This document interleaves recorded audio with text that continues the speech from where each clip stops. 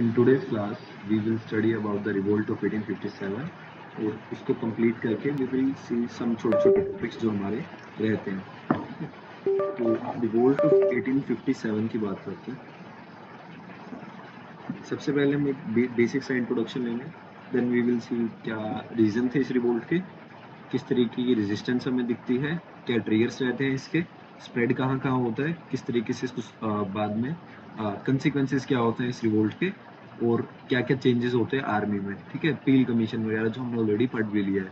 ठीक है, तो जो रिवोल्ट है 1857 का एक काफ़ी वाटरशेड मूवमेंट रहा है हमारी हिस्ट्री का।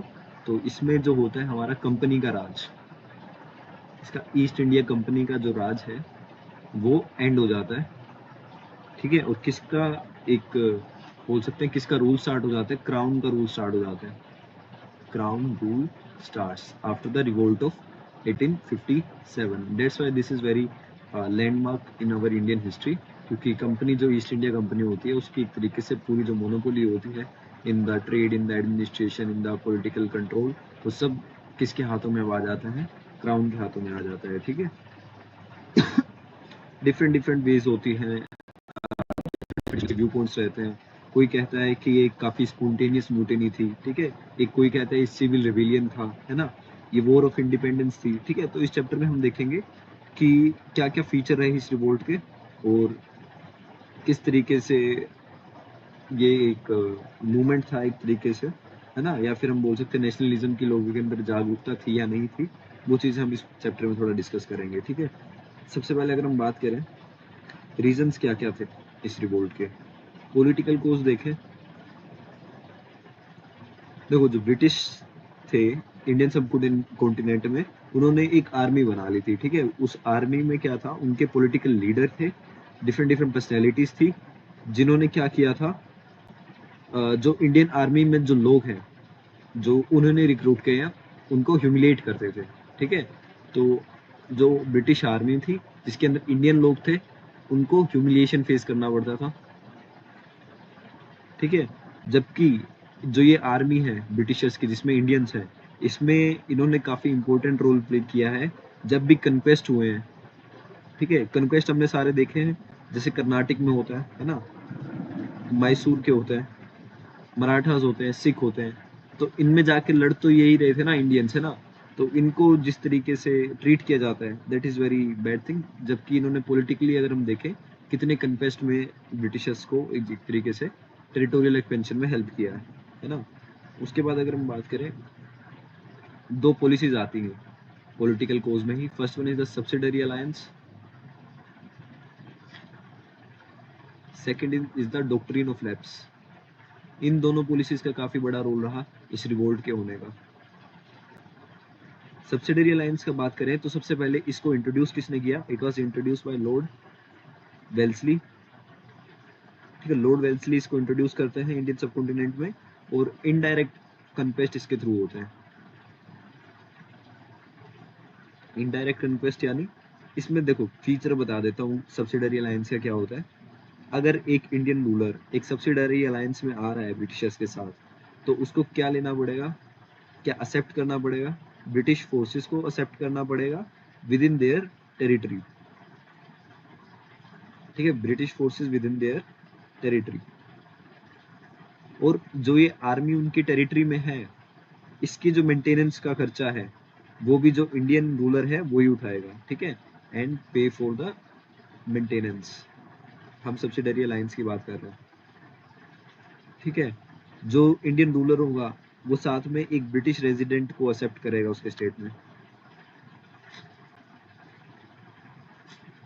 ठीक है, एक British resident in his state. ठीक है, इस तरीके का हमें सब्सिडरी अलायंस दिखता है। उसके बाद और भी इसमें छोटे छोटे पॉइंट होते हैं, जैसे हम बात करें जो इंडियन रूलर है वो किसी भी और अलायंस में नहीं आएगा। ठीक है, किसी भी बड़ी दूसरी फॉरेन पावर है, ठीक है, या फिर किसी भी लेट्स से मराठा सिख के साथ कोई अलायंस नहीं कर सकते, है ना, इस तरीके से। तो अगर करना है उसके लिए किसकी परमिशन चाहिए होगी, द परमिशन ऑफ ब्रिटिशर्स, है ना। अगर ब्रिटिश परमिट दे रहे हैं then they can come into this different alliance, है ना। अगर कन्फ्लिक्ट होगा तो जो रिजोल्यूशन होगा किसी भी कन्फ्लिक्ट का वो कौन डिसाइड करेगा, that will be decided by Britishers only, है ना। एक तरीके से ब्रिटिशर्स के पास ही सारी पावर होती है, ठीक है। और जो अलायंस है, अलायंस में जितना भी इनको आर्मी के लिए पे करना है, अगर ये नहीं कर पाते इंडियन रूलर्स, तो बदले में क्या होगा, जितनी भी इनकी टेरिटरी है वो ले ली जाएगी, territory will be taken away as penalty, ठीक है। पेनल्टी के रूप में अगर वो पैसा नहीं दे पाते हैं तो क्या बोल सकते हैं, एक तरीके से उनका जो राज्य की टेरिटरी है उसको एक्सेप्ट कर लिया जाएगा, ठीक है। तो टाइमलाइन देखते हैं किस तरीके से हम सब्सिडरी अलायंस को देखते हैं। सबसे पहले हैदराबाद आता है सब्सिडरी अलायंस में, ठीक है। उसके बाद मैसूर आता है, फिर तंजौर आता है, एक क्वेश्चन टाइमलाइन से बन जाता है, ठीक है। फिर अवध आता है, सब्सिडरी अलायंस की बात कर रहे हैं। अवध के बाद हमारे पेशवाज आते हैं, पेशवाज के बाद हमारे इसमें भोसले आते हैं, ठीक है। अदर मराठास जो होते हैं, है ना, सिंधिया, फिर Jodhpur, different different kingdoms, different different Indian rulers, ये सब किसके अंदर आ गए, सब्सिडरी अलायंस के अंदर आ गए, ठीक है। Then we have Jaipur and Bharatpur,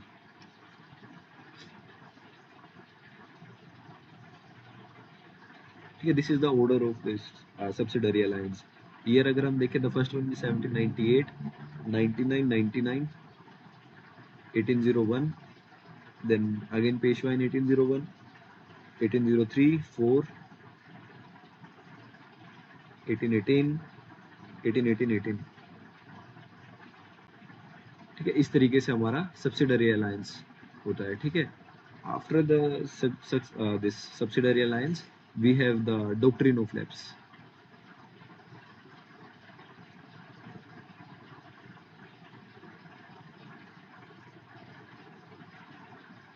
doctrine of lapse की बात करते हैं। जो पॉलिसी है, this was attributed to Lord Dalhousie, ठीक है। मोस्टली डलहौजी की वजह से हम इसको जानते हैं, है ना। तो he was not the originator, इतना याद रखना, वो ये पॉलिसी नहीं लेके आते हैं, बट फेमस इसको डॉक्ट्रिन ऑफ लैप्स को लॉर्ड डलहौजी करते हैं, ठीक है।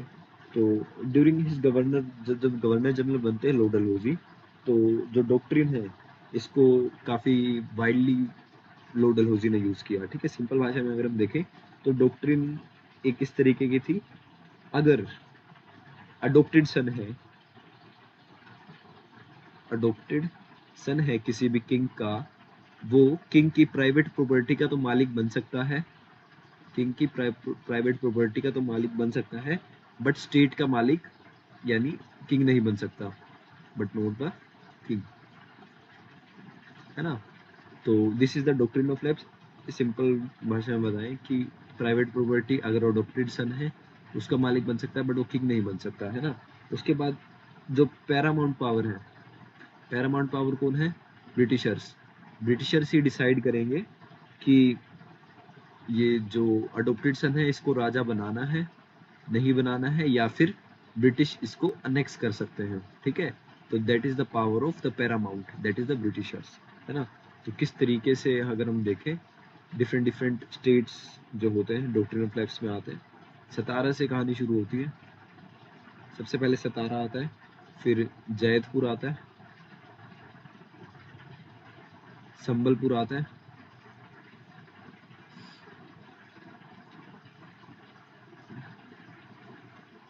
भागत, देन उदयपुर, झांसी, झांसी सबको याद होगा इसमें, झांसी 1853, है ना। देन नागपुर, देन आरकोट, आरकोट के बाद अवध, अवध तो बहुत बार पूछा भी जाता है, ठीक है। अवध इज इन 1856, आरकोट एक साल पहले हुआ था इससे 1855 में, ये एक साल पहले हुआ था 1854 में। सतारा हुआ था 1848 में, 49 में, 50, 52, 53,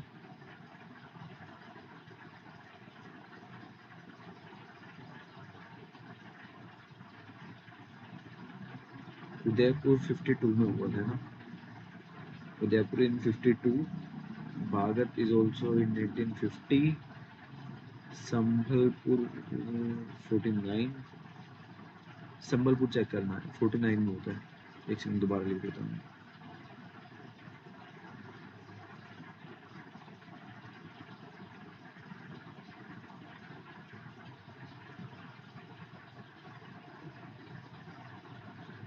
Sambalpur 1849, Baghat is in 1850, Udaipur is in 1852, Jhansi 1853।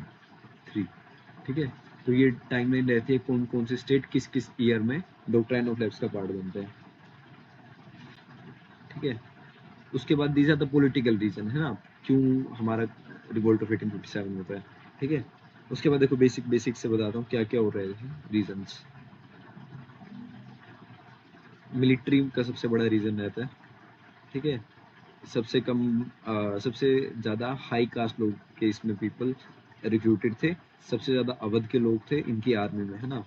Army में जो भी सर्विस थी वो हेरिडेटरी थी। ब्रिटिश ने एक हाई कास्ट आइडेंटिटी बनाई हुई थी बंगाल के अंदर, है ना।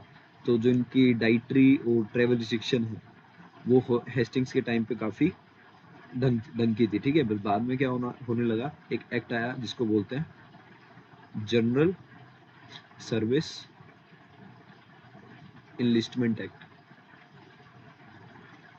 1856। इसमें क्या हुआ कि सोल्जर्स को मना कर दिया कि तुम अपने जो कास्ट से रिलेटेड है उन चीज़ों को नहीं पहन के आओगे। कास्ट के सिंबल्स बैन कर दिए। जैसे हम बात करें बियर्ड है, टर्बन है, वो सब यहाँ पे क्या कर दिया, बैन कर दिया गया। ठीक है, उसके बाद इस एक्ट की बात करते हैं। इस एक्ट के अंदर, है ना, सोल्जर्स को विदेशों में भेजना शुरू कर दिया, ओवरसीज।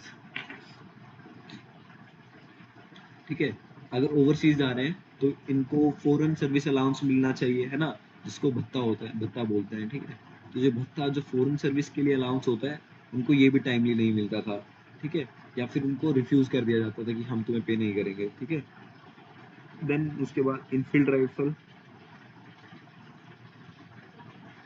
जो ये होते हैं 1856 में इसको इंट्रोड्यूस किया जाता है।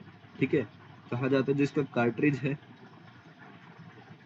इसमें देयर वाज बीफ एंड पिकटेलो, पिकटेलो, है ना,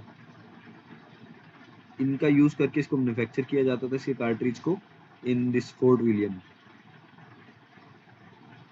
है ना। तो ये दोनों के धर्मों को एक तरीके से ठेस पहुंचा रहा था। तो that was the another reason जिसकी वजह से लोगों के अंदर काफी गुस्सा आता है इन द आर्मी, है ना। उसके बाद 1856 में जैसा कि हमने देखा अवध का एनेक्सेशन हो जाता है। ठीक है, तो इस टाइम पे ना वाजिद अली शाह होते थे, काफी कैपेबल रूलर थे, है ना, बट ब्रिटिश ने उनको कहा कि वो तो काफी इनकम्पिटेंट है। तो 7 फरवरी 1856 को लॉर्ड डलहौजी ऑर्डर करते हैं कि अवध को एनेक्स कर लो और कहो कि वो मिसरूल कर रहे हैं। ठीक है, और वहाँ पे डॉक्ट्रिन ऑफ लैप्स लगा लेते हैं और उसके किंगडम को ओवरटेक कर लेते हैं। ठीक है, कहते हैं वहाँ तो काफ़ी मिसरूल था।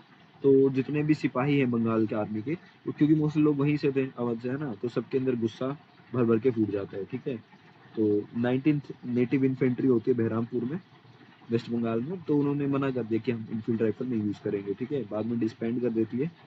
वहाँ से जो हमारे मंगल पांडे जी होते हैं, ठीक है, of this young 34th native infantry, वो सर्जेंट मेजर के ऊपर गोली चला देते हैं। ठीक है, कह रहे हैं मैं इन राइफल्स को यूज़ नहीं करूँगा। ठीक है, तो 8 अप्रैल को उनको एग्जीक्यूट कर दिया जाता है।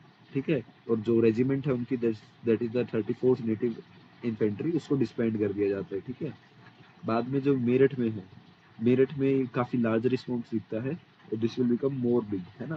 तो वहीं से एक जनरल म्यूटिनी स्टार्ट हो जाती है इंडियन सबकॉन्टिनेंट में, जिसके अंदर जो सोल्जर्स हैं जो मेरठ में स्टेशन होते हैं, they will start to kill any Britishers जो भी उन्हें दिखता है। ठीक है, कोई भी ब्रिटिशर्स अगर मेरठ में दिखा that will B kill. This type of order was given by the army person जो इंडिया के थे, है ना। स्प्रेड कहाँ कहाँ होता है, दिल्ली में होता है, देन हमें कानपुर में इसका स्प्रेड दिखता है। ठीक है, रोहिलखंड में दिखता है, झांसी में मेनली दिखता है। ठीक है, दिल्ली में अगर देखें तो इसमें बहादुर शाह जफर होते हैं, उनको एक तरीके से बोल दिया जाता है कि वो भारत के बादशाह हैं। वही इस रिवोल्ट को लीड करेंगे। ठीक है, तो सिपाही होते हैं वो दिल्ली आ जाते हैं।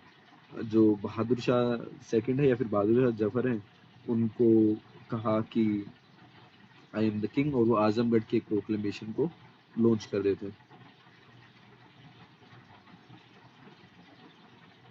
ठीक है, तो बरेली में बाद में हम देखेंगे, बरेली में जनरल बाकत खान होते हैं जो रिवोल्ट को करते हैं, तो वो अपने ट्रूप्स भी दिल्ली भेज देते हैं ताकि इनकी बहादुर शाह की हेल्प की जा सके। ठीक है, तो कमांडर इन चीफ बन जाते हैं, कमांडर इन चीफ कौन बन जाते हैं, बहादुर शाह बन जाते हैं। ठीक है, बट वो काफी बूढ़े हो गए हैं ना, तो उनको इतना था नहीं कि मेरे को रिवोल्ट ऐसा कुछ करना है, मेरे को दोबारा गद्दी पे आना है या फिर मुझे पावर चाहिए, है ना। तो जो बहादुर शाह जफर होते हैं, जब ब्रिटिशर्स दोबारा दिल्ली को गेन करते हैं 20 सितंबर 1857 के आसपास, तो जो बहादुर शाह और जीनत महल है, ठीक है, दोनों कहाँ भाग जाते हैं, हुमायूं की टॉम्ब में जाके छुप जाते हैं। ठीक है, तो बाद में जो जनरल हडसन है, हडसन उनको पकड़ के लेके आते हैं, और उनको कहाँ भी जितने भी प्रिंस थे ना आगे बहादुर शाह जफर के वाले, ठीक है, उन सब प्रिंसेस को मार दिया जाता है, राजा को भेज दिया जाता है रंगून। ठीक है, बाद में 1862 में ही विल डाई। ठीक है, कानपुर में नाना साहेब होते हैं। ठीक है, जो बात करते हैं, ही वॉज बेसिकली अडोप्टेड सन, है ना, धोंदू पंथ के नाम से इनको जानते थे। इनको जो डॉक्ट्रिन ऑफ लैप्स है, इसके अंडर इनको आगे का राजा नहीं माना गया। ठीक है, तो उनके अंदर पहले से गुस्सा था, तो ये रिबेलियन शुरू होता है, और इंग्लिश एक ऑफिसर ने एक गोली चला दी थी एक इंडियन ट्रूप पर।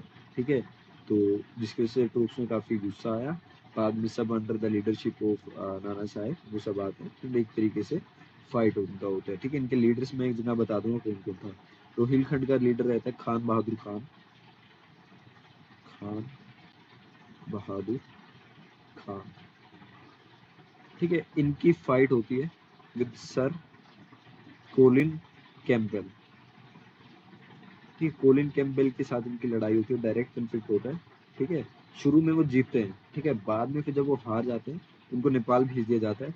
फिर उनको वापस लेके आते हैं और उनको फांसी की सजा सुना के उनको फांसी पे लटका दिया जाता है। ठीक है, झांसी में हमें रानी लक्ष्मीबाई दिखती है।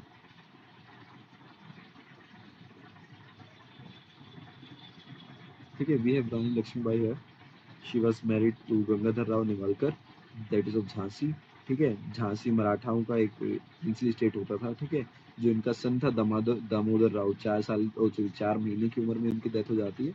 तो उसके बाद जो आनंद राव होते हैं, that is the adopted son of the family, है ना। तो जब गंगाधर राव की डेथ होती है 1853 में, तो झांसी को भी एनेक्स कर लिया under the doctrine of lapse. ठीक है, तो जून 1857 में जो ट्रूप्स हैं झांसी के, ठीक है, वो ब्रिटिशर्स के खिलाफ आ जाते हैं। ठीक है, जो नाना साहेब होते हैं एंड रानी लक्ष्मीबाई होते हैं, नाना साहेब और लक्ष्मीबाई मिलके they will capture the Gwalior, दोनों मिलके ग्वालियर को कैप्चर करते हैं। ठीक है, और जो तांत्या तोपे होते हैं, तांत्या तोपे लगभग 20,000 के आसपास मैन भेजते हैं इनके सपोर्ट करने के लिए। ठीक है, जो बाद में फिर तांत्या तोपे होते हैं वो जाते हैं, दे विल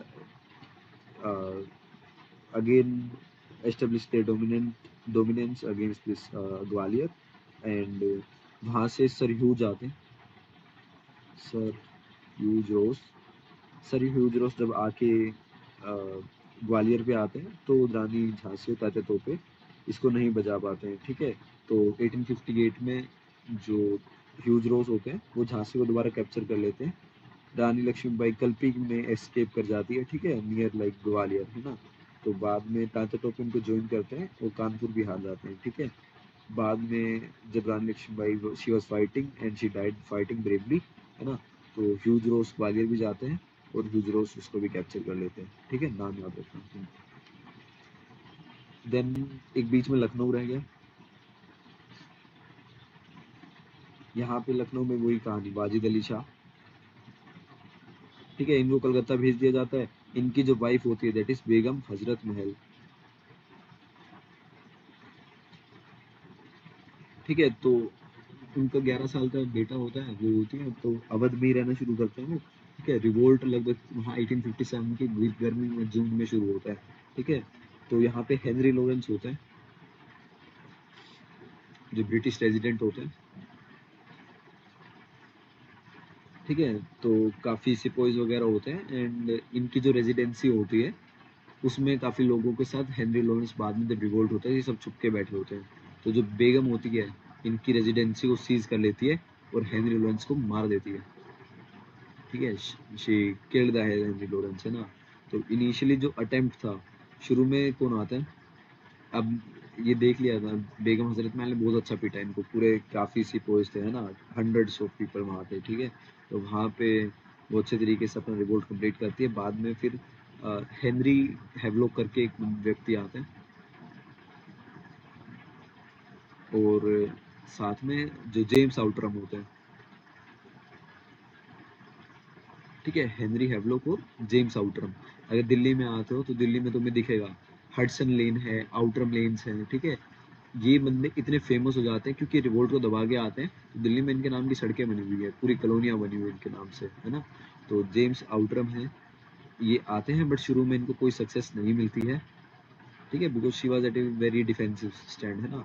तो जितने भी रिवेल्स होते हैं उनको, हाँ नहीं, जो कोलिन कैम्पबेल आते हैं बाद में, इनको सक्सेस नहीं मिलती है। कोलिन कैम्पबेल आते हैं जो यहाँ होते हैं। ठीक है, कोलिन कैम्पबेल आके वो लेके आते हैं गुरखास को, गोरखा रेजिमेंट को लेके आते हैं।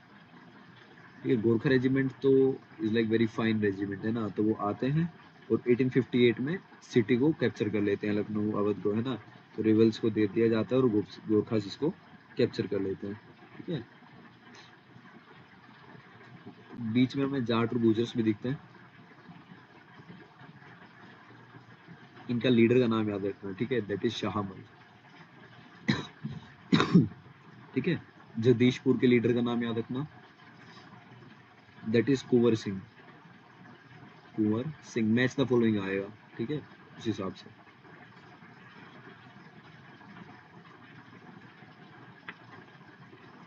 आफ्टर दिस अगर हम देखें किस तरीके से इसको सप्रेस किया जाता है, हमने देख लिया रिवोल्ट हुआ, सबने हवा लड़ाई की। ठीक है, तो सप्रेस इसको किस तरीके से करते हैं या फिर इसका नेचर नेचर समझते हैं। नेचर की बात करें, हिंदू मुस्लिम यूनिटी हमें इसमें दिखता है। ठीक है, जो दिल्ली और बहादुर शाह है, एक तरीके से पुराने जो वर्ल्ड है, मुगल वर्ल्ड है, उसकी हमें एक झलक देते हैं ना। काफी रिस्टोरेटिव है, दोबारा मुगल रूल्स को इंडिया में लाने की बात कर रहा है। ठीक है, तो जितने भी मॉडर्न एजुकेटेड लोग हैं उस टाइम में वो इस रिवोल्ट को सपोर्ट नहीं करते हैं, उन्हें लगता है ये तो वापस में बैकवर्ड लुकिंग है और दोबारा यही राजा महाराजाओं की तरफ जा रहा है। ठीक है, कोई विजन नहीं था कि अगर ये म्यूटनी सक्सेसफुल होती है तो बाद में क्या इंस्टीट्यूशंस बनेंगे। लोगों में कोऑर्डिनेशन नहीं था।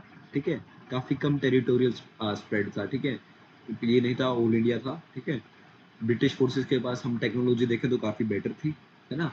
काफी आर्म्स उनके पास बढ़िया थे। ठीक है, मनी लेंडर्स और मर्चेंट्स थे, उन्होंने काफी सफर किया, है ना। तो इस चीज से बचने के लिए, क्योंकि जहाँ भी प्रोटेस्ट होते या फिर एक तरीके से रिवोल्ट होता तो हाँ टारगेट जमींदार से बनते हैं ना, क्योंकि उन्होंने भी काफ़ी चीज़ें लाइक पीजेंट्स को काफ़ी तंग किया है ना। तो होता है ना, बहती गंगा में हाथ धोना, वो चीज़ होती थी। तो ब्रिटिश की तरफ ज़्यादा लोग भी अट्रैक्ट होने लगे ताकि उनको उनका पैटर्नेज मिल जाए और एक तरीके से ऐसी कंडीशन में उनकी लाइफ को बचाया जा सके। ठीक है, तो बहुत सी क्लासेज हैं, इन्होंने ज्वाइन ही नहीं किया। ठीक है, तो कंसिक्वेंसेज यही होती हैं इसकी। एक्ट आता है after this revolt, that is the act for the better government of India. After the revolt of 1857 हमें एक्ट आता हुआ देखते हैं, that is the act for the better government in India. ठीक है, या फिर गवर्नमेंट ऑफ इंडिया एक्ट 1858 भी बोलते हैं इसको। ये 1858 में हुआ था। इसके अंदर क्या हुआ, जितने भी ब्रिटिश क्राउन के पास है उनके पास पावर आ गई और हर मैजेस्टी गवर्नमेंट स्टार्ट हो गई। ठीक है, हर मैजेस्टी की गवर्नमेंट स्टार्ट हो जाती है। ठीक है, क्योंकि पहले तो सिर्फ कंपनी का रूल था, now it is the governments rule, है ना। तो वाइस रॉय का एक टाइटल दे दिया जाता है। ठीक है, जो रिप्रेजेंट करता है, पहले सिर्फ गवर्नर जनरल ऑफ इंडिया बोलते थे, now this is the title, that is the vice Roy. और इसके अलावा जो गवर्नर जनरल ऑफ इंडिया है, दैट इज द पोस्ट, है ना।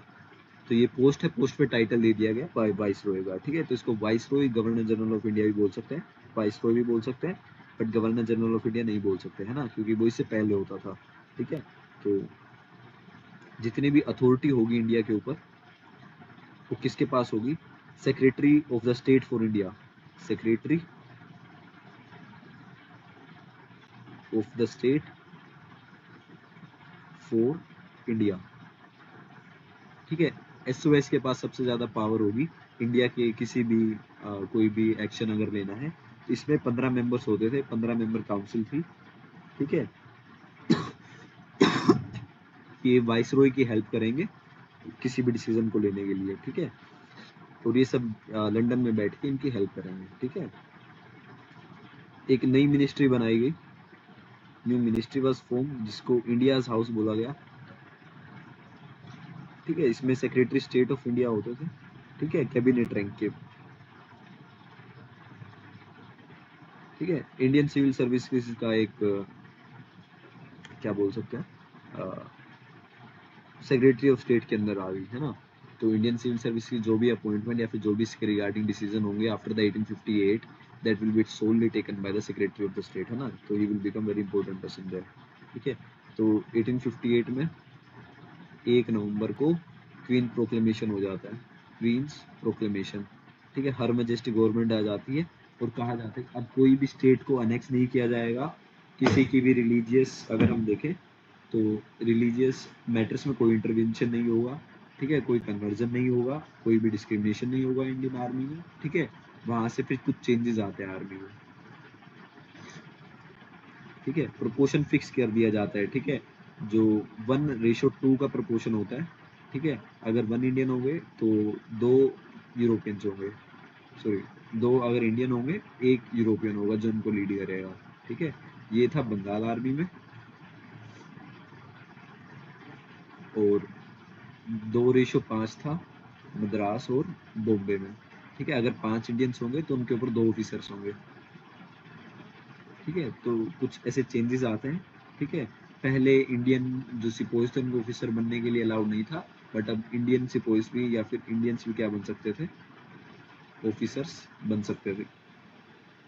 ठीक है, बट जो सेंसिटिव पोस्ट थी जिसके पास ज्यादा पावर होती थी, that will B only for the Europeans.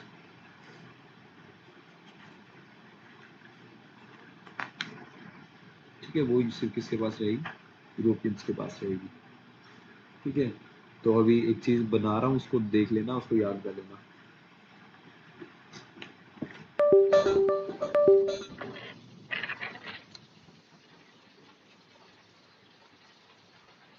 Place of revolt, किस ब्रिटिश ऑफिसर ने उसको सप्रेस किया? ठीक है, हमने प्लेस हालांकि देख लिया, दिल्ली, लखनऊ, कानपुर, झांसी, ग्वालियर, बरेली, इलाहाबाद, बनारस, बिहार। ठीक है, इसी जगह रिवोल्ट होते हैं। कौन सा ब्रिटिश ऑफिसर आता है और इनको सप्रेस करता है? First one is John Nicholson, Delhi में। मैच द फॉलोइंग के लिए कर रहे हैं। Lucknow, Henry Lawrence. ठीक है, बाद में जिसको मार भी दिया जाता है। ठीक है, कानपुर में अगर हम बात करें, कैंपबेल, कोलिन कैंपबेल। ठीक है, झांसी में ह्यू जोस। बरेली में अगर हम बात करें तो गेम कैंपबेल। इलाहाबाद बनारस ओनकेल। बिहार में विलियम टेलर। इसको कौन से इंडियन लीडर्स ने लीड किया? ठीक है, दिल्ली में कौन थे? बहादुर शाह जफर, बेगम हजरत महल, नाना साहेब, रानी लक्ष्मीबाई,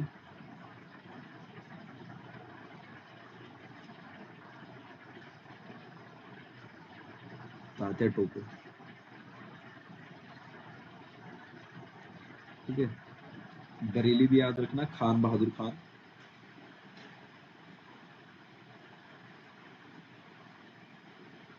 एंड इलाहाबाद में थे मौलवी लियाकत अली, मौलवी लियाकत अली। बिहार में कुंवर सिंह। कुंवर सिंह। ठीक है, तो ये हमारा रिवोल्ट ऑफ 1857 था। ठीक है, इसके बाद अगर हम बात करें, हमारा मेन जो टॉपिक है दैट इज नेशनल मूवमेंट जो रहता है। ठीक है, नेशनल मूवमेंट में वैसे मैं एक बार बता देता हूँ और कि क्या क्या चीज़ें हमें पढ़नी है।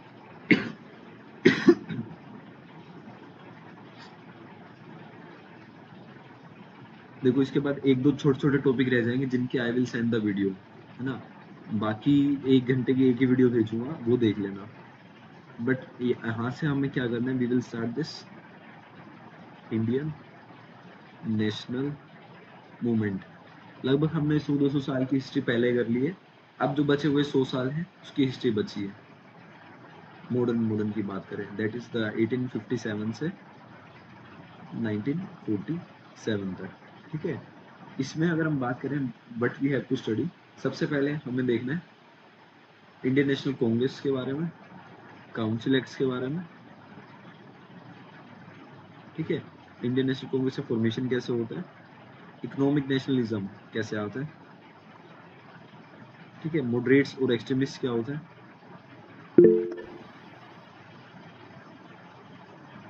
पार्टीशन ऑफ बंगाल, स्वदेशी मूवमेंट। हाँ, ट्राइबल रिवोल्ट, उसी का वीडियो मेरे को भेजना है, ट्राइबल रिवोल्ट्स का। लाइक मैंने पीजेंट का सेंड कर दिया था, ट्राइबल का रहता है Madras, sorry moderates and extremist, ये करना है। Then partition of Bengal and swadeshi movement. ठीक है, this is our initial phase. उसके बाद हमें जितने भी रिवोल्यूशनरी एक्टिविटीज दिखती हैं, ठीक है, गदर पार्टी से लेके जितना भी भगत सिंह, जहाँ से भी Khudiram Bose, that will be our second part. This is the initial part जिसके अंदर हम moderate extremist, Indian national Congress, economic nationalism क्या होता है। ठीक है, उसके बाद जितने भी हमारे रिवोल्यूशनरी एक्टिविटीज होती है वो करेंगे। फिर हम गांधी करेंगे। ठीक है, हम गांधी करेंगे। गांधी करने के बाद इसके अंदर हमारा सब आ जाएगा, सत्याग्रह का फेस, रोल एक्ट जो आते हैं, गवर्नमेंट ऑफ एक्ट आते हैं 1990 1935। ठीक है, स्वराजिस्ट और नो चेंजेस क्या होते हैं। ठीक है, उसके बाद अगर हम बात करें, जितनी भी काउंसिल्स की मीटिंग होती है, फॉर जितनी भी राउंड टेबल कॉन्फ्रेंसेज होती है वो। एंड फाइनली आता है हमारा जो लास्ट फेज है, that is the towards the independence. ठीक है, जो कि हमारा सिविल डिसोबीडियंस मूवमेंट तो गांधी में ही आ गया। ठीक है, यहाँ से हमारा अगस्त ऑफर से शुरू होता है, अगस्त ऑफर से शुरू होगा, क्विट इंडिया मूवमेंट आएगा, राजा गोपालाचारी फॉर्मूला आएगा, वहां तक हम इसको खत्म करेंगे with the Wavell conference, cabinet mission and lastly Mountbatten plan. और जो हमारा लास्ट में इंडियन इंडिपेंडेंस एक्ट आता है, इंडियन इंडिपेंडेंस एक्ट। ठीक है, इसके साथ ही हम इसको खत्म करेंगे। तो रफली हमारा लगभग देखें तो आज हमारी 21 तारीख है। आज हम we will try to end up this phase. कल हम ट्राई करेंगे रिवोल्यूशनरी को खत्म करके गांधी का इनिशियल वाला फेज स्टार्ट कर दें। एंड परसों we will try to end up this part, है ना, ताकि हमारे पास रिवीजन का भी टाइम हो, है ना।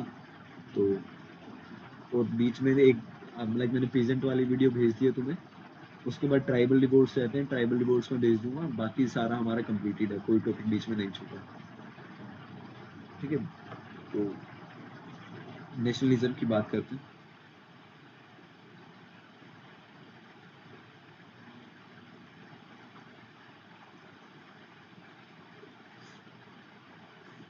अर्ली नेशनलिज्म,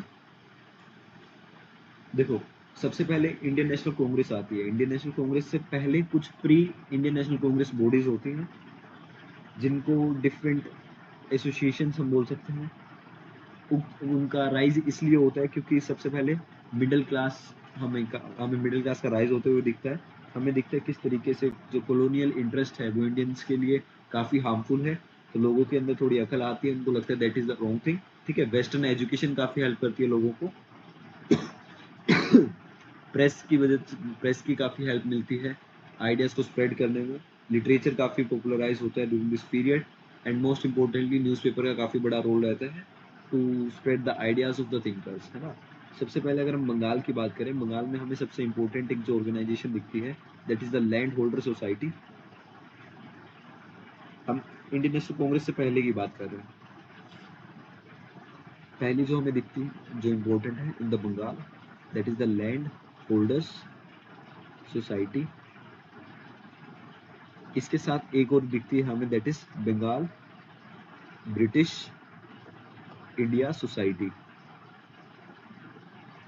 ठीक है, ये पहली आईएनसी से पहले जो एसोसिएशंस हैं वो थी, ये दोनों मिलके एक नई ऑर्गेनाइजेशन बनाती है जिसको ब्रिटिश इंडियन एसोसिएशन के नाम से जाना जाता है। That is in 1851। सीधा पूछ सकते हैं British Indian association was formed in which year, है ना? तो इन 1851 इट वाज फॉर्म, बंगाल से थी। ठीक है, तो उसी में एक कलकत्ता में हमें दिखती है इंडियन लीग। जो इंडियन लीग होती है, this was started in 1875। It was started by Shishir Ghosh. ठीक है, उनके नेशनलिस्ट आइडियाज थे, है ना? तो उसी के हिसाब से हम पढ़ रहे हैं, शिशिर कुमार घोष। ठीक है, बाद में जो ये इंडियन एसोसिएशन है, ठीक है, इसको बाद में इंडियन नेशनल एसोसिएशन में बोला गया, इसी में चेंज हो जाती है, that is Indian national association.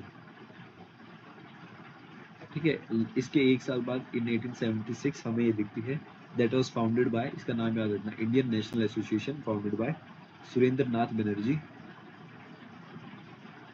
And Anand Mohan Bose. ठीक है, ऐसा नहीं था, कांग्रेस हमारी जो है पहली ही पॉलिटिकल पार्टी थी, उससे पहले छोटी छोटी एसोसिएशंस थी जो नेशनलिस्ट आइडियाज के लिए काम कर रही थी। ठीक है, जैसे लैंड होल्डर सोसाइटी है, बंगाल ब्रिटिश इंडिया सोसाइटी है, मिलके ये वाली ब्रिटिश इंडियन एसोसिएशन बना लेते हैं, दैट इज इन 1851, है ना, काफी पहले। 1875 में इंडियन लीग हमें दिखती है शिशिर कुमार घोष की। इंडियन नेशनल एसोसिएशन दिखती है जो एस एन बनर्जी और आनंद मोहन बोस बनाते हैं। ठीक है, तो इनका काम था जो पॉलिटिकल फायर है जो लोगों के अंदर, उसको जगाना, है ना? तो वो चाहते थे कि पैन इंडिया एक हमें लोगों के अंदर कोऑर्डिनेशन दिखे, है ना? तो this are the pre council जो हमें दिखती है। उसके अलावा अगर हम बात करें, दूसरी जगह भी थी। ठीक है, जैसे हम पूना सार्वजनिक सभा की हमने बात की थी, पूना सार्वजनिक सभा, जो कि हमारी 1870 में फाउंड होती है by M G Rana day,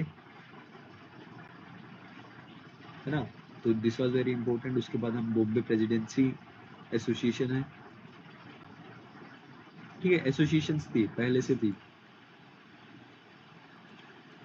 but INC क्या होता है, सबको साथ ले आती है। तो इसका अभी हमने कल पढ़ा था, तायब जी थे और फिरोज शाह मेहता एंड केटी तेलांग, तीनों मिलके इसको फॉर्म करते हैं इन द सेम ईयर 1885, है ना? तो मद्रास में भी हमें मद्रास महाजन सभा दिखती है, but that is not so important for us. ठीक है, पहला काउंसिल एक्ट पढ़ते हैं after this revolt, that is the Indian council act of 1861। ठीक है, जो इंडियंस थे, they were associated with the law making process. Viceroy क्या करता था, इस एक्ट की बात कर रहे हैं, नॉमिनेट कर सकता था इंडियंस को as non official members of the council. ठीक है, जो लेजिस्लेशन है, जो कुछ रूल्स बना रहे हैं, उसमें इंडियंस को किस तरीके से उनका नंबर इंक्रीज कर रहे हैं in this council, that are basically the council seats, है ना? तो इसमें वही बात हम समझ रहे हैं कि फर्स्टली क्या होता था, अनऑफिशियली जो लोग थे उसमें ऐड हो सकते थे। ठीक है, 1862 में क्या हुआ, जो लॉर्ड कैनिंग होते हैं, वो तीन इंडियंस को उनकी जो लेजिस्लेटिव काउंसिल थी उसमें ऐड करते हैं। तीनों बंदों का नाम याद होना चाहिए। First is Raja of Banaras, जो लेजिस्लेटिव काउंसिल में, they were the first person जो लेजिस्लेटिव काउंसिल में जाते हैं। Maharaj of Patiala and sir Dinkar Rao.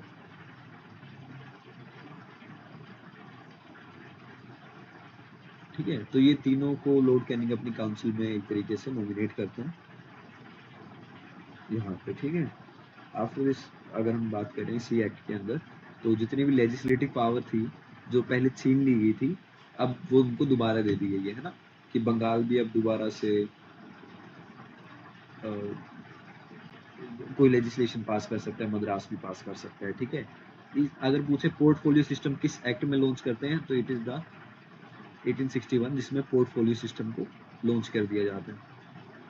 Portfolio system क्या होता है, जैसे आज होती है ना, मिनिस्ट्री ऑफ डिफेंस हो गया, होम अफेयर्स हो गया, ठीक है, अर्बन प्लानिंग हो गया, रूरल मिनिस्ट्री होगी, तो डिफरेंट डिफरेंट इस तरीके से मिनिस्ट्री बांटना पोर्टफोलियो सिस्टम, ये इंडियन काउंसिल ऑफ एक्ट 1861 में स्टार्ट हुआ, ठीक है। बात करते हैं इंडियन नेशनल कांग्रेस की फॉर्मेशन कैसे होती है। 28 दिसंबर 1885। कितने रिफॉर्मर्स? 72 सोशल रिफॉर्मर्स, जिसमें से जर्नलिस्ट भी होते हैं, लॉयर्स भी होते हैं, सब मिलते हैं और अपना फर्स्ट सेशन करते हैं इंडियन नेशनल यूनियन का, इसका इंडियन नेशनल यूनियन का, कहाँ पे? जगह अभी नाम याद रखना, that is Gokul Das Tejpal Sanskrit college, Tejpal Sanskrit college eight Bombay, ठीक है। यहाँ पे उनकी पहली मीटिंग होती है, ठीक है। बाद में इंडियन नेशनल यूनियन का नाम बदल के इंडियन नेशनल कांग्रेस कर दिया जाता है। इसमें सबसे इम्पोर्टेंट रोल रहता है एक रिटायर्ड इंग्लिश सिविल सर्वेंट का, that is the AO Hume, तो उनका काफी बड़ा हाथ रहता है इसमें, ठीक है, इसकी फॉर्मेशन में। तो इसकी वजह से काफी क्वेश्चन उठते हैं इंडियन नेशनल कांग्रेस में कि क्या ये ब्रिटिशर्स की बनाई हुई एक ऑर्गेनाइजेशन थी, इस तरीके से, बिकॉज एओ ह्यूम का सबसे बड़ा इसमें हाथ रहता है, ठीक है। आफ्टर दिस अगर हम देखें, देयर वर डिफरेंट वीकनेसेस इस इंडियन नेशनल कांग्रेस में हमें दिखती है, ठीक है। वीकनेस क्या क्या दिखती है, जैसे मोस्टली इसके अंदर कौन था, we have mostly upper caste, है ना। Just a second.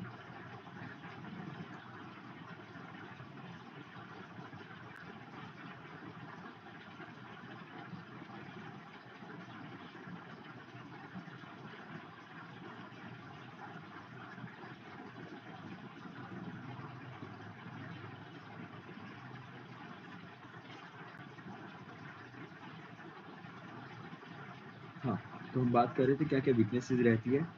इन लोगों को मासिस पे बिलीव नहीं था, ये चाहते थे कि चुनिंदा लोग जाएं and they will like do the protest, ठीक है। तो वो बातें ये करते हैं। उसके बाद अगर हम देखें, जितना भी रूरल मासिस है, रूरल मासिस के साथ ये कोई कॉन्टेक्ट नहीं करते थे, है ना। उसके बाद अगर हम देखें, देयर वाज दिस थिंग कि एक्सट्रीमिस्ट जो अब आते हैं, ठीक है, एक फेज आता है दैट इज द एक्सट्रीमिस्ट, दूसरा फेज होता है मॉडरेट, है ना। दोनों फेजेस को समझेंगे, बट सबसे पहले हम पहले ये फेज समझ लेते हैं, एक्सट्रीमिस्ट कौन थे, मॉडरेट्स कौन थे। देखो, जो शुरू में जितने भी हमें कांग्रेस में लोग दिखते हैं, उनका क्या था, उनको चाहिए था कि हम ब्रिटिशर्स के पास जाएं, उनसे प्रेयर करें, उनको पटिशंस डालें, फिर भी ना करें, हल्का फुल्का प्रोटेस्ट कर दें, ठीक है। तो दीज वर द मॉडरेट्स, इस तरीके की उनकी सोच थी। काफी बेचारे बेचारे लोग जो वो जो सोचते थे कि ब्रिटिशर्स तो अच्छा करना चाहते हैं, पर हम ही उनसे अच्छा नहीं करवा पा रहे, तो वो उनको लेटर वगैरह लिखते थे और एक तरीके से वो चाहते थे कि ब्रिटिशर्स तो अच्छा करना चाहते हैं, वो कर देंगे, ठीक है। इस तरीके के मॉडरेट शुरू के फेज में दिखते हैं, ठीक है। ये नरम दल के लोग थे, है ना। बाद में वो चाहते थे कि इनकी मानना था कि कॉन्स्टिट्यूशन में रिफॉर्म हो, कॉन्स्टिट्यूशनल रिफॉर्म्स हो, है ना, जितने भी कॉन्स्टिट्यूशनल रिफॉर्म्स हैं वो हो, और इंडियंस को क्या करें, नौकरी दें, इंडियंस को जॉब्स दें, या फिर इंडियंस को सर्विस में रखें, बट स्वराज नहीं चाहते थे, खुद का रूल नहीं चाहते थे, ठीक है। एक्सट्रीमिस्ट की बात करें, एक्सट्रीमिस्ट जो लोग होते थे, वो कहते थे बाइकआउट कर दो सब, है ना, प्रैक्टिस बॉयकॉट, ठीक है। बॉयकॉट प्रैक्टिस करते थे, चाहते ये मास मास मूवमेंट करते थे, सब लोगों को इकट्ठा कर लेना, ठीक है, मास मूवमेंट करना, इस तरीके की बात है, ठीक है। ये कहते थे कि स्वराज हो, अपना रूल आए, है ना, मास मास को मोबिलाइज करते थे, ठीक है। देवर एक्सट्रीमिस्ट, है ना। तो अब मॉडरेट से एक्सट्रीमिस्ट को चेंज हुआ, वो समझते हैं, ठीक है। सबसे पहले इनकी कोई अचीवमेंट नहीं थी प्रेयर पिटीशन और प्रोटेस्ट से, है ना, जिसकी वजह से जो कर्जन होते हैं, कर्जन काफी बुरी पॉलिसीज लेके आते हैं, जिसका काफी रिएक्शनरी इम्पैक्ट हमें दिखता है उन द एक्सट्रीमिस्ट लोग। लोगों के अंदर इस टाइम तक सेल्फ रिस्पेक्ट भी आ गई थी, उनके अंदर कॉन्फिडेंस भी था, ठीक है। एजुकेशन है, एजुकेशन की भी ग्रोथ हो गई थी, ठीक है। बहुत ज्यादा जो वेस्टर्नाइजेशन हो रहा था उसके खिलाफ भी थे, है ना। जो इंडियन काउंसिल एक्ट हमने पढ़ा उसमें डिससेटिस्फेक्शन भी था क्योंकि उसमें सिर्फ नॉमिनेट कर रहे थे, ठीक है। जो मॉडरेट्स हैं ये कोई भी रिफॉर्म नहीं लेके आ रहे थे, है ना। ये तो बस आ, एक तरीके से कॉलोनियलिज्म को सिर्फ रिजेक्ट कर रहे थे, इस तरीके की बातें, है ना।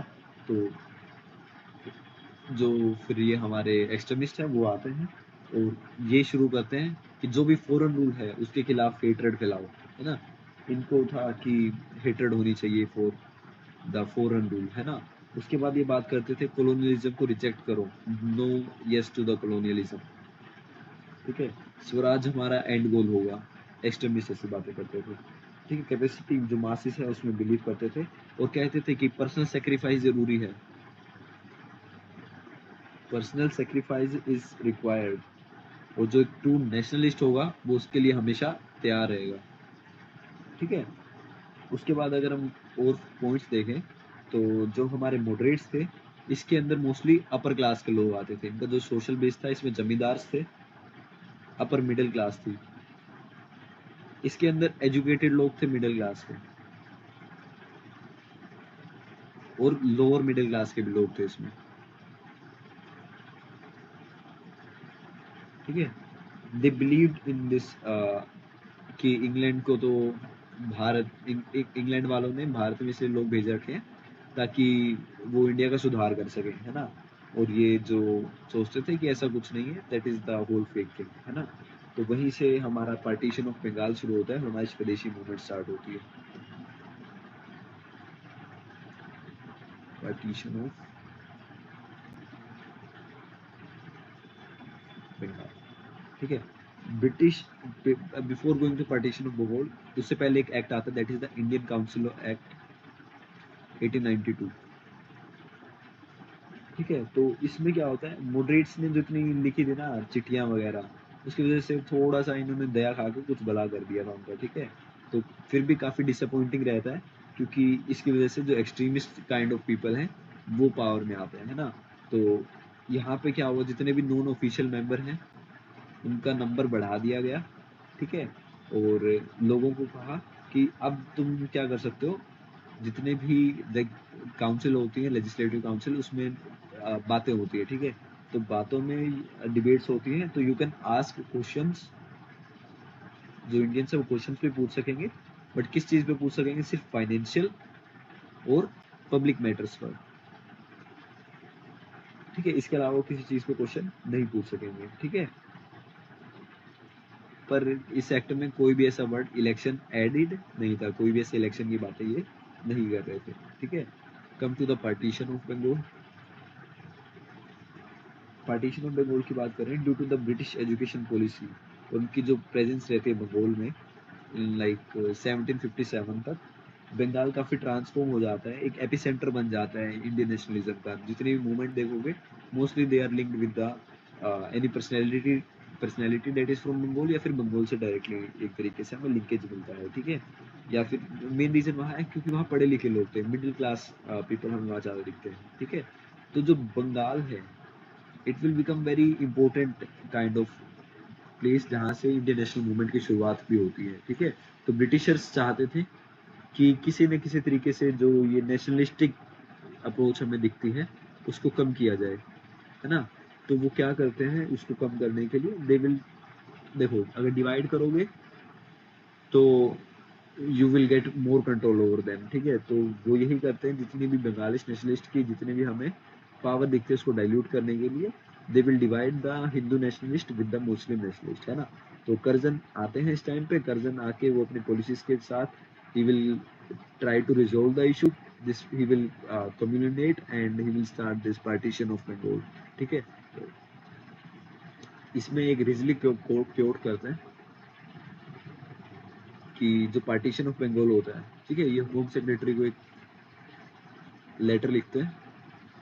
इन this letter he will say Bengal united is power, ठीक है। मैं पढ़ के सुना देता हूँ, Bengal united is power, and Bengal divided will pull several different ways, ठीक है।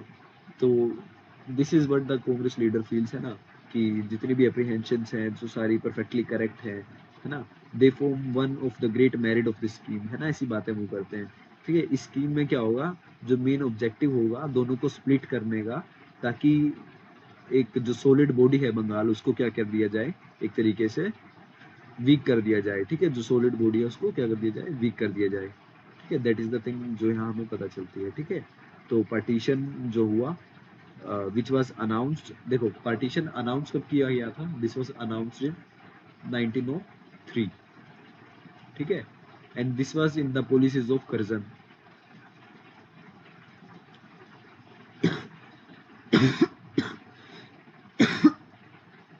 ठीक है। इसी टाइम पे हमें देखने को मिलता है कलकत्ता कॉरपोरेशन एक्ट आता है, ऑफिशियल सीक्रेट्स एक्ट आता है, ठीक है। ऑफिशियल सीक्रेट एक्ट में क्या होता है, 1904 में आता है, और इसमें फ्रीडम ऑफ प्रेस को हमें कर्व कर दिया, curve the freedom of press, है ना, फ्रीडम ऑफ प्रेस को इसमें कर्व कर दिया जाता है, ठीक है। तो इसमें लॉजिक क्या दिया जाता है कि जो बंगाल होगा दो पार्ट में डिवाइडेड होगा, ठीक है। जो वेस्ट बंगाल होगा, वेस्ट बंगाल में बिहार उड़ीसा रहेगा, एंड ईस्टर्न बंगाल और असम रहेगा, ठीक है। तो बंगाल में कलकत्ता कैपिटल रहेगी, और जो ईस्टर्न बंगाल है उसकी कैपिटल रहेगी दक्का, ठीक है। तो ब्रिटिशर्स आर्ग्यू करते हैं कि जो जो ये हम कर रहे हैं ना ये पार्टीशन, इसका मेन रीजन है एडमिनिस्ट्रेटिव, है ना, कि हमें अच्छे तरीके से एडमिनिस्ट्रेशन को कंट्रोल करना है, ठीक है। बट मेन इसका रीजन यही है कि हिंदू जो नेशनलिस्ट हैं उनको एक तरीके से माइनॉरिटी बनाना दोनों प्रोविंसेस में, इस प्रिंसिपल के हिसाब से, ठीक है। तो लैंग्वेज के हिसाब से इसको डिवाइड करते हैं, दैट इज द थिंग जिसके अंदर हम एक डिवीजन देखते हैं in the region of Bengal, ठीक है। तो पूरा एक बार बिल्डअप समझते हैं, आई विल टेल यू। देखो, गवर्नमेंट डिसीजन लिया कि जो पार्टीशन ऑफ बंगाल होगा वो 1903 में उसको पब्लिक कर दिया जाएगा कि हम ऐसे ऐसे एक पार्टीशन कर रहे हैं, ठीक है। 1903 से 1905 जो लीडरशिप थी किसके पास थी, एस एन बनर्जी के पास थी और के मित्रा के पास थी, ठीक है। साथ में हमें पीसी रे दिखते हैं, he was also the leader, ठीक है। देवर मॉडरेट काइंड ऑफ पीपल, है ना। जो मॉडरेट का इनका जो मेथड था, इनका काम वही था पिटीशन करना, है ना। पिटीशन करते थे गवर्नमेंट को, पब्लिक मीटिंग की उन्होंने, मेमोरेंडम्स दिए, है ना, प्रोपेगेंडा फैलाया, ठीक है। न्यूज़पेपर में लिखना शुरू किया, ठीक है। बाद में इन्होंने टाउन हॉल ऑफ कलकत्ता में प्रोटेस्ट भी किया, ठीक है। बट जो फॉर्मल हम प्रोक्लेमेशन की बात करते हैं बंगाल की पार्टीशन की, दैट वाज ऑन द 7 अगस्त 1905, ठीक है। जो मीटिंग कलकत्ता हॉल में होती है, ठीक है। यहाँ से हमें एक समिति बनती है, दैट इज द स्वदेशी बंधव समिति, ठीक है। जो स्वदेशी चीजें हैं उनको प्रमोट करती है, ठीक है। 7 अगस्त को फेमस बाइकआउट रेजोल्यूशन पास होता है, on the same day boycott resolution, ठीक है। कोई चाहता नहीं था कि ऐसा डिवाइड किया जाए, ठीक है। तो इसमें फिर एस एन बनर्जी वगैरह जो होते हैं, शुरू में काफी मॉडरेट होता है, ठीक है। तो ये पूरी कंट्री का टूर करते हैं और कहते हैं जितना भी मैनचेस्टर से क्लॉथ आता है उसको बॉयकॉट कर दो, मैनचेस्टर का क्लॉथ बॉयकॉट कर दो, लिवरपूल का साल्ट जितना भी आता है उसको उसको भी बॉयकॉट कर दो, है ना। तो सितंबर को 1 सितंबर को गवर्नमेंट कहती इस तारीख को डिसीजन ले लिया, ठीक है, फाइनल हो गया, है ना। फाइनल मैंने दिस वाज द प्रोक्लेमेशन, अभी तक हुआ नहीं है ना। जो फाइनल पार्टीशन होता है दैट इज ऑन द 16 अक्टूबर 1905, ठीक है। और ये डेट कब अनाउंस की गई थी, दिस वाज अनाउंस्ड ऑन 1 सितंबर, ठीक है। 1 सितंबर को कहा कि 16 अक्टूबर 1905 के बाद जो पार्टीशन है वो डन है, ठीक है। तो इसके इम्पैक्ट में हमें स्वदेशी मूवमेंट दिखता है, ठीक है। क्या दिखता है, स्वदेशी मूवमेंट इन द सेम 1905।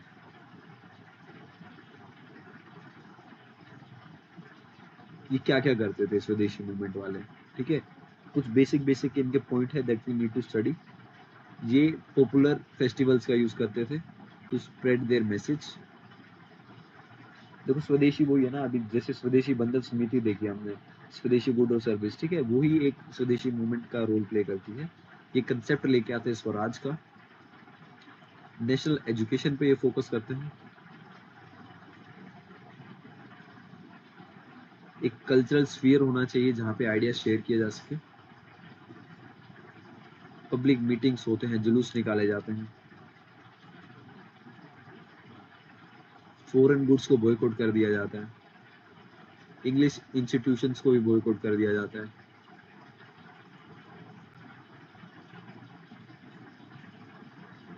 ठीक है, हम फेस्टिवल्स और मेलास का यूज किया जाता है ना, फेस्टिवल्स मेलास का यूज किया जाता है। ठीक है, सेल्फ रिलायंस की बात होती है कि हमारे पास खुद का रिलायंस, सेल्फ रिलायंस होना चाहिए, आत्मशक्ति होनी चाहिए। ठीक है, तो this is the methodology of स्वदेशी मूवमेंट। ठीक है, वहीं से इसी में हम कर रहे हैं। वेट, उससे पहले मैं कुछ बेसिक बेसिक चीजें बता देता हूँ जो काम की हुई, जो हमने कहा था। ठीक है, there was this Bengal national college.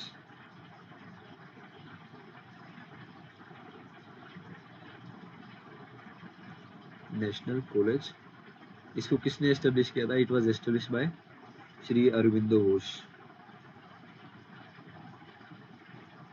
ठीक है, उसके बाद अगर हम देखें, एक बंगाल केमिकल फैक्ट्री होती है,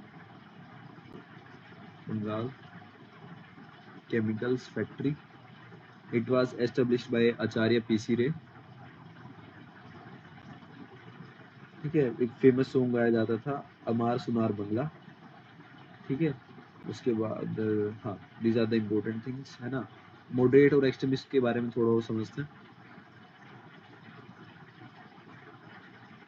देखो, अब जो स्वदेशी मूवमेंट थी और इसका जो डायनेमिज्म था, इसने एक ऐसा कंटेक्स्ट क्रिएट कर दिया जिसके अंदर मॉडरेट्स और जो एक्सट्रीम काइंड ऑफ पीपल हैं, ठीक है, दोनों के बीच में क्या हुआ, क्लैश हुआ। ठीक है, जो मॉडरेट्स थे वो स्वदेशी प्रोग्राम को सपोर्ट करते थे। ध्यान से समझना, जो मॉडरेट थे वो स्वदेशी प्रोग्राम को सपोर्ट करते थे, but within the Bengal only. ठीक है, सिर्फ बंगाल में होगा, है ना। उसके अलावा लाला लाजपत राय, बाल गंगाधर तिलक और बिपिन चंद्र पाल, ठीक है, जो एक्सट्रीमिस्ट थे, वो चाहते थे कि इसको ऑल इंडिया लेवल पे ले लिया जाए, है ना। तो यहाँ से इनका क्लैश शुरू हो जाता है। मॉडरेट्स कहते हैं, हम स्वदेशी की बात कर रहे हैं, स्वदेशी को किस तरीके से लेके जाना है। ठीक है, तो मॉडरेट्स कहते हैं within the Bengal. Extremist में कौन कौन थे? तिलक थे, लाला लाजपत राय थे, एंड बिपिन चंद्र पाल। वो कहते थे पैन इंडिया इसको होना चाहिए। ठीक है, तो इसकी वजह से हमें काफी इश्यूज दिखते हैं जो ब्रिटिश के सेशंस होते हैं। ठीक है, जो एनुअल सेशन होते हैं। ठीक है, एनुअल सेशन के बाद जो सूरत के टाइम पे तीन सेशन, टोटल तीन सेशन होते हैं जो इनकी आपस में टसल की वजह से एक तरीके से बोल सकते हैं हम खराब होते हैं ना। तो बनारस, कलकत्ता और सूरत, बनारस, कलकत्ता और सूरत। ठीक है, दोनों यही करते रहते हैं, all India, within Bengal. ठीक है, आइडियोलॉजिकल डिफरेंस। ठीक है, थर्ड वन इज सूरत। ठीक है, सूरत में क्या होता है, स्प्लिट हो जाता है। ठीक है, वहां पे हम कह रहे हैं बहुत ज्यादा हो गया, आप स्प्लिट करते हैं। ठीक है, तो 1905 में हमारा बनारस वाला होता है, कलकत्ता का 1906 में होता है, 1907 में हमारा सूरत का होता है। जो ये बनारस का सेशन होता है, इसके अंदर हमारे जो प्रेसिडेंट साहब होते हैं, that is the Gopal Krishna Gokhale. ठीक है, यहाँ पे हमें दादा भाई नौरोजी दिखते हैं।